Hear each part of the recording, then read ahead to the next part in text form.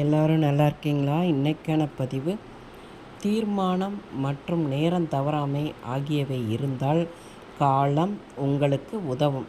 நீங்கள் தயங்கினால் அல்லது நின்றுவிட்டால் காலம் உங்களை துடைத்து எறிந்து விடும். கண்டிப்பாக நம்ம வாழ்க்கையில் ஒரு வேலையை ஒரு தீர்மானம் பண்ணியிருப்போம், இந்த நேரத்துக்குள்ளே முடிக்கணும் அப்படின்னு சொல்லிட்டு அதை கரெக்டான நேரத்தில் அந்த காலத்தை வீணடிக்காமல் நம்ம செய்தோம் அப்படின்னா அதில் நம்ம வெற்றி அடையலாம். அதே மாதிரி பார்த்திங்கன்னா, நம்ம காலத்தை எப்பயும் பயனுள்ளதாக பயன்படுத்த கற்றுக்கொள்ளணும் பார்த்துக்கோங்க. காலம் எதுக்காகவும் தயங்கி நிற்காது.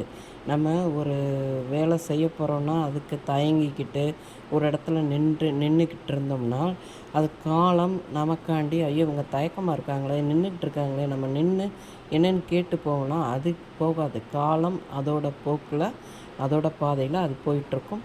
நாம் தான் அந்த காலத்தை பயனுள்ளதாக பயன்படுத்தணும்.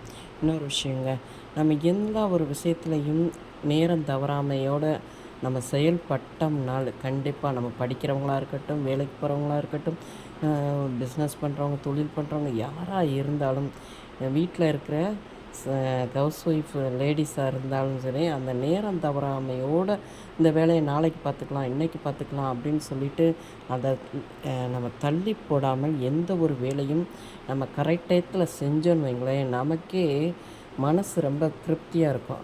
பண்ணிட்டோம், முடிச்சிட்டோம் அப்படிங்கிற மாதிரி. என்றைக்குமே அதை தள்ளி போட தான் அது அப்படியே பெண்டிங் ஆகிட்டே இருக்கும்.